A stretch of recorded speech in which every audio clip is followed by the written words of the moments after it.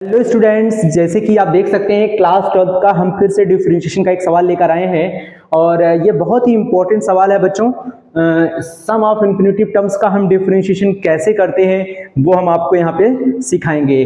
तो if y is equal to e to the power x plus e to the power x plus e to the power x plus dot is to infinitive, यानी कहाँ तक सम करना है हमको, infinitive terms तक का सम का डिफरेंशिएशन निकालना है बच्चों।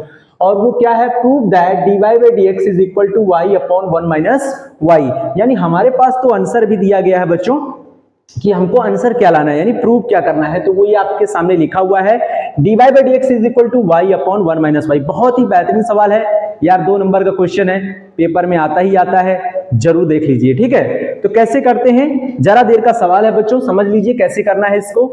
सबसे पहले आपको क्या करना है बच्चों, आपको यहां लिखना है y is equal to, okay, फिर यहां लिखना है। अब आप देखिए जरा, आपको यहां पे यह सीखना है कि जो ये जो वैल्यू है ये रिपीट कहां से हो रही है, यानी वापस कहां से रिपीट कर रहा है, वो पकड़ लीजिए तो सवाल एक चुटकियों में सॉल्व हो जाएगा। आपको पता है कि ये जो टर्म्स का सम है वो कहां तक है, इन्फिनिटिव तक है। इन्फिनिटिव जब भी होता है ना बच्चों, उसमें एक आध दो टर्म अगर आप निकाल भी दोगे ना, उससे कोई फर्क नहीं पड़ने वाला है। तो ये चीज आप ध्यान रखिएगा सबसे पहले। ठीक है, तो अब आप ये सोचिए ना, अगर मैं ये कहूं कि यार e to the power x आया है, फिर प्लस आया है, फिर e to the power x आया है, फिर प्लस आया है, फिर e to the power x आया है, फिर प्लस आया है, यानी आप ये सोचिए ना कि आपकी स्टार्टिंग कहां से हो रही है, e to the power x से हो रही है। कहां से हो रही है, e to the power x, e to the power x, e to the power x, यही तो हो रहा है बच्चों। तो आपको करना क्या है बच्चों, यहां पे लिखना है e to the power x, okay. अब यहां पे देखिए, इसको थोड़ी देर के लिए x e to the power x लिखने के बाद हम यहां लिख लेंगे प्लस, लिख लिया। अब आप जरा यहां से देखिए, यहां से अगर आप देखेंगे ये चीज, तो ये चीज फिर से यही चीज बन रहा है, यानी वापस इसको हटा दिया जाए, इतनी वैल्यू को अगर हटा दें तो ये फिर से y के तो बराबर चल रहा है, यानी y के ही तो इक्वल चल रहा है, यानी वापस ये वैल्यू फिर से y बन जाएगी। क्या बन जाएगी, y बन जाएगी। तो इतना समझ लिया आपने कि भाई e to the power x जो था, e to the power x जो था वो आपने एज इट इज लिख लिया, क्योंकि ये वैल्यू ही रिपीट कर रही है। तो यही पहचाना है, जितनी वैल्यू रिपीट करेगा ना उसको एक बार मानकर उसके बाद वाली पूरी वैल्यू जो कि रिपीट हो रही है वही वैल्यू वापस उसको वहां पे y वापस लगा देना है। क्या लगा देना है, क्योंकि ये वैल्यू ही y के इक्वल है। यानी रिपीटेशन में क्या होता है बच्चों कि अगर कोई चीज रिपीट कर रही है तो वो चीज वापस वही आ जाएगा। इसका मतलब है हम यहाँ पे फिर से क्या लिख देंगे, y, यानी इस वैल्यू की जगह वापस हमारा यही वैल्यू तो है y, तो हमने यहाँ पे y डाल दिया।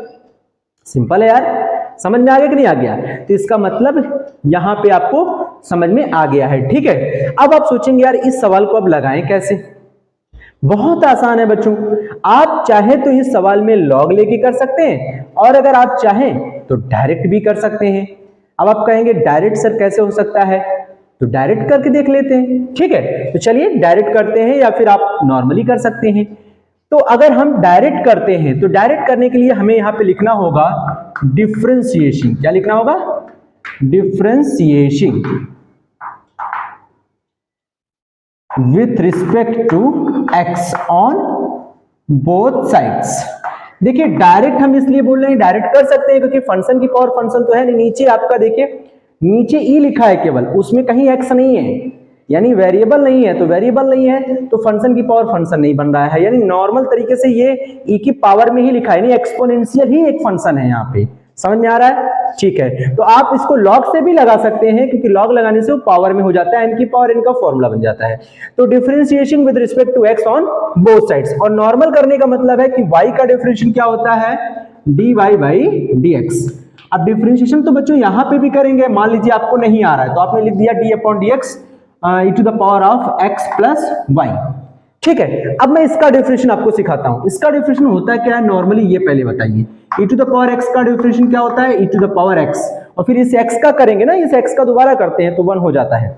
ऐसे ही यहां पे हम क्या करेंगे, e टू द पावर इस पूरी वैल्यू को x मान लेंगे, तो e to the power x का डिफरेंशिएशन क्या होगा, यही रहेगा ना, रहेगा कि नहीं रहेगा, बिल्कुल रहेगा। ठीक है, फिर x प्लस वाई का दोबारा करेंगे तो ब्रैकेट में करेंगे और इंटू लगा के करेंगे। ठीक है, x का डिफरेंशिएशन क्या होता है 1, और y का क्या होता है dy बाई dx। इतनी बात समझ में आई कि नहीं आई, वेरी गुड। अच्छा, हमें आंसर क्या लाना है, आंसर लाना है dy बाई dx। तो बच्चों हमें यहाँ पे ध्यान देना है कि dy बाई dx हमारा कहाँ है, यहाँ है, और यहां है, तो जब इसका अंदर इंटू करेंगे तो आप dy बाई डी एक्स हो जाएगा इधर, ठीक है। अब e to the power x plus y का अंदर इंटू करिए, e to the power x plus y plus e to the power x plus y dy by d x.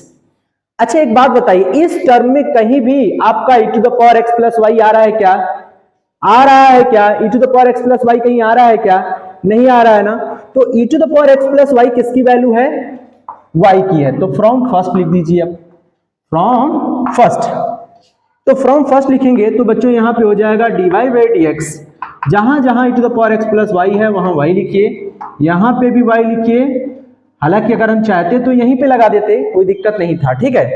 अब बच्चों हमें क्या करना है, अब हमें देखना है आंसर क्या लाना है, dy बाई डी एक्स लाना है। तो dy बाई डी एक्स वाला टर्म से एक तरफ कर लेंगे, तो ये देखिए dy बाई डी एक्स हो जाएगा और ये वैल्यू लेफ्ट में आ जाएगा, तो माइनस का y dy by d x हो जाएगा इज इक्वल टू, यहां क्या बचा है? y बचा है।